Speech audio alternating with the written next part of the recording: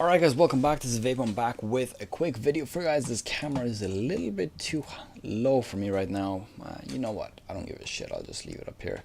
Anyways, this video is going to be hopefully short. I tried to do it earlier, but it took 20 minutes. I don't want to do it again like that. I'm going to do it very, very fast. We're going to be looking at the sweet spot for what kind of graphics card you need to get in terms of performance to price, and we're going to try to keep it as reasonable price as possible, meaning around $300 to $400, which is about 300 euros, let's just say. And we're going to be pretty much trying to get you, the main example I'm going to be using here, actually the only example, is Battlefield 3, because this is one of the most demanding games around, and of course very, very commonly played. And we're going to try to basically find you the best card that you can get for your money without having to upgrade within the next 2 years or so, and without having to dish out a ton of money. So let's have a look at these three charts I have here right now. They're both from three different websites, but the reason I'm picking these charts in particular is because they are all giving you a bit of information, and it's very relevant information when it comes to what we need. And no, I'm not advertising for them, just for the record. It's just because these websites are awesome. I usually look for my tech information here, and I'm sure you might want to check out them as well. Now, because I'm using it, I'll just give them a bit of credit. AnandTech.com, TomsHardware.com, and TechPowerUp.com. Now, first things first, what we're going to do is we're going to find the performer, which is about my card. 7870, there it is, 50 FPS. Now my card can get 70 to 80 FPS with the reducing the shadows. So this is where we want to be in performance. Now 580, we're going to exclude this completely because this card is rubbish. It eats so much power, as well as being 2 generations back. We don't want this thing anywhere near our computers. 650 is actually the correct one. Now we're actually going to bring these back up. I was hiding them earlier. And as you can see here, I have 3 cards listed from each vendor, and they are divided into generations. The reason I've done that is because these are the cards that will get you your performance for a good price without having to spend a shit ton of money on them. The reason some things might not be included in this is because they might be not quite worth it, worse price, or basically just old generation that is slightly better than the new generation. Now, AMD only has the 7000 series and the new X series. It's like the R9 or R6, R7, R8, and R9 series. And Nvidia will only have the 600 and 700 series included in this. Now we're going to quickly list out some cards that will perform, and we're going to talk about them briefly.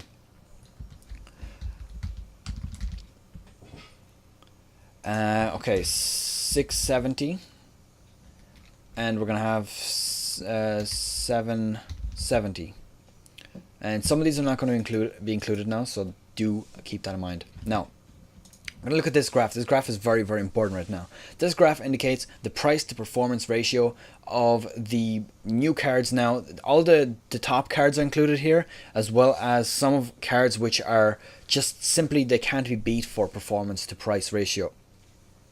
Now we're going to look at the top performing cards overall right now, which is the 690 previous generation, Titan previous generation, single best 1 GPU card out there, 7990, which is current generation, but as you can see, you know, pretty pricey, but still good. We're not gonna, you know, we're not going to bash this card just now.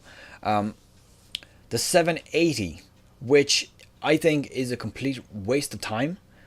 To be perfectly honest, I'm just going to say it out straight away, and I'm not bashing Nvidia here. I'm just saying that the price of this card is bullshit, and Nvidia can quite literally shove it up their backside because it's really, really badly priced for the performance that you get out of it. The 770 is not the greatest of priced cards, and the reason for that being is because it is a little bit overpriced for what you get, but it is right up to the 780, while not being excessively expensive. Now in my country, I got mine, which I still ordered it. I mean, it's not here yet. I got my 770 for 370 euros. I think it costs about $400 when you buy it. Actually, let's mouse over this. I think I should say $400. There we go. And this, obviously this is an average. You might find it cheaper, you might find it more expensive, but the 770 is probably not what you want to be getting if you're being economical and you want to get what you need for the next, let's say, 3 years of graphics, rather than, you know, being future proof forever. And if you get a 780, it's going to cost you a fucking fortune, but you will not have to upgrade this thing for a long time. Now, so let's look at the 280. The 280 is basically a 7970 gigahertz edition. We'll actually throw that in here. And basically, it's just a reworked card. I think it uses a bit less power. It has about 5 or 6% more performance, and it's actually supposed to be a little bit cheaper than it as well. So we might even get rid of the 7970 gigahertz now altogether after we've talked about it. Now the 770, we're also going to get rid of it because not quite worth it right now. And actually, you know what? We are going to keep it here because this is going to be in an all new column of performers. Let's just call this overperformer. Okay. Now the reason this is here is because this is the only card out there that is actually overperforming and still good priced, and we're going to talk about this very shortly. Okay, let's move up along the chart again. 7950, this card will max out everything, but with the 280 and the 270X out right now, I'm not sure whether you should go for previous generation or this generation ones, because these cards are essentially newer. They will be more efficient, they will be better at performing, and I'm not sure whether getting an older card is actually worth it at this stage, or just, you know, just bite on your thumb and just pay that little bit extra to get the new card, which I think the 280 is actually just on the spot right there. It is about $300, and it's cheaper than the 7970 gigahertz, and it performs better, so why not? Now, next card is the 760. I built my friend's friend a computer with this card very recently. It ended up about €700 computer, which would actually outperform my computer right now when it comes to gaming. Not with rendering and, you know, all this nonsense, but in gaming it would actually outperform my computer purely because of the 760. It is about, I think, 20-ish% better, 20-30% better than the 6970. Now the 7870 is the card which is about 5% better than mine. As you can see, 58 to 68 is 15% or 10%, plus about 5% for the 7870 on top of mine. And this is pretty much the sweet spots right here. Now the 650 Ti boost actually has the single best performance. I'm actually going to bring this so it doesn't distract you. The single best performance to price ratio, but we're not going to include it because to max out Battlefield 3 on this card, you would need 2 of them.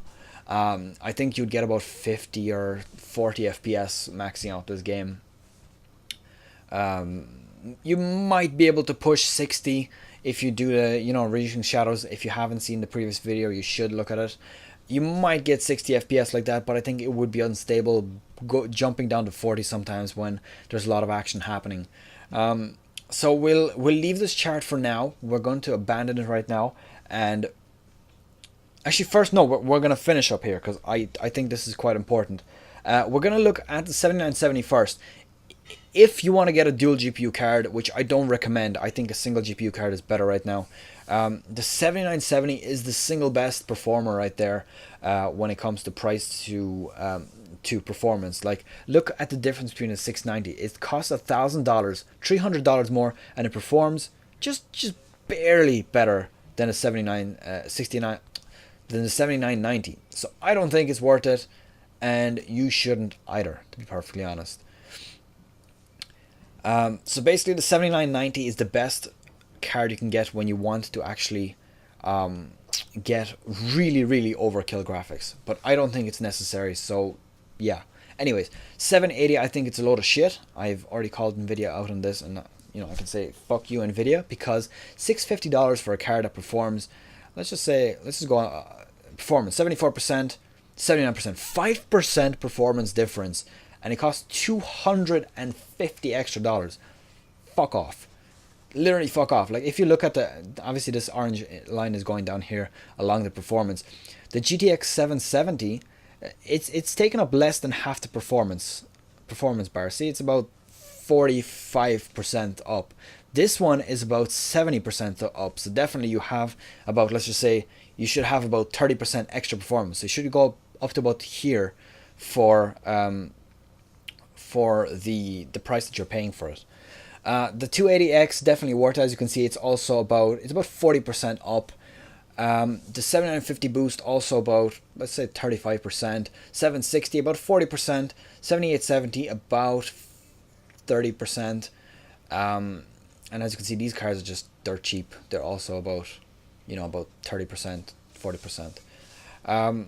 But as I said, the sweet spot for cards right now is these cards right here. I would even say these ones. Let's highlight this. Let's highlight this. Hold on, this. I can't even do it with separate highlighting. Anyways, so these two, as well as this. These two, this 270X and the 280X, they're probably the best cards you can get right now to max out your games and not pay a fortune. They each cost about $300-ish. The 270 I think is only about 200 and something. The 670 is about 300 as well. The 270 will not get you quite the performance. If you look here, the 270, I don't even know if it's here. It's probably not. But hold on, is it here? Maybe. Yeah, it is. No, it doesn't. It's only the performance ratio. So we'll close this. We don't need this anymore. The 270 should actually be here. Where is it on the chart? No,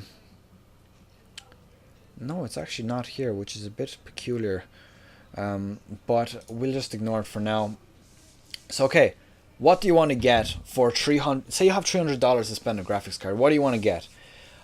I would personally go with, and this is not going to be influenced by whether I like Nvidia or an AMD, so don't bash me about it, because as you know, I have a 6970 right now, which is an AMD card. I'm moving over to Nvidia to give it a test. I've never been with Nvidia before, so I want to try it out. And my personal preference right now would definitely be the 760. And the reason for that is because you get the PhysX. It's only about 240 euros, 250 euros, which is about $300. And as you can see here, it costs less. It says $250. Almost exact identical performance. Well, 61 to 68. 77% performance. But it is a lot cheaper. $250. This will definitely get you far. I mean, let's actually, we can actually do a comparison here. So what we're going to do is we're going to take the 760. We're going to take the... Oh, the 280s don't exist yet. Oh, shit. Okay, we're going to take the 7970 gigahertz then, because that is essentially the same card. I'm going to go here and we're going to look at this. Now, the 7970 gigahertz does seem to be outperforming this card, but the price... Wait, what? Why is this so one-sided? I actually don't quite understand why this is so one-sided right now. Perhaps I have mistaken. Yeah, I might have made a bit of a mistake. Perhaps, yes. But, no, actually, no. I'm actually going with this purely because of the prices in my country. Obviously, according to this, it says that the 760 is only a little bit cheaper than the 280X. But in my country, there's actually quite a bit of a jump. It's about... 760 is about 245 euros, and the 7970 is about 340, 350. So you're almost $100 or 100 euro jump there, which, yeah, it's a big jump considering the prices. Now, according to this, the 7970 is outperforming, but completely, I suppose, looking at this chart here, you probably just want to go with what you prefer in terms of Nvidia or AMD.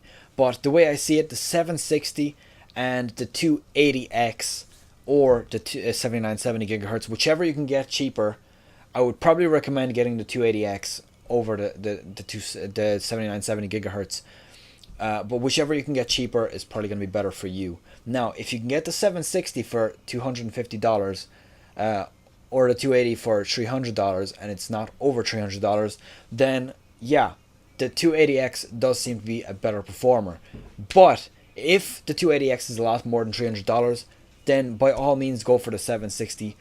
And that is pretty much that for this video. I think I've babbled on for long enough. 15 minutes again. I'm just going to go with it this time. It is long enough of a video, but that's pretty much that. So I'll sign out here. I think that the performance is speaking for itself, with the 760 being up against the 7970 gigahertz edition. Of course, there's also the aftermarket cards like MSI Asus, MSI Asus, Gigabyte, EVGA, etc. There's lots of them. It's up to you. The 760 and the 280X, I think, are the current best cards to get. If you want that extra bit of performance, why not go for the 770? But it is going to be more expensive. As you can see, it is $400. And of course, depends where you buy them. In some places, you might be able to get a 280X for the same price as the 770. That is entirely up to where you live. And I think I'll end it here because, again, I'm starting to talk too much.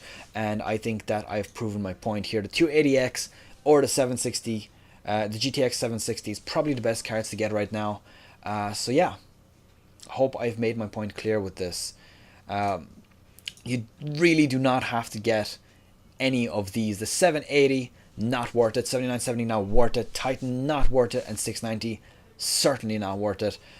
You don't need to spend $1,000 on a graphics card. You can build a whole gaming computer capable of maxing out games for that kind of money. So I'll end it here. I'll see you guys next time. Thanks for watching. Do leave it a thumbs up if you enjoyed the video, and I'll see you guys in the next video that I make.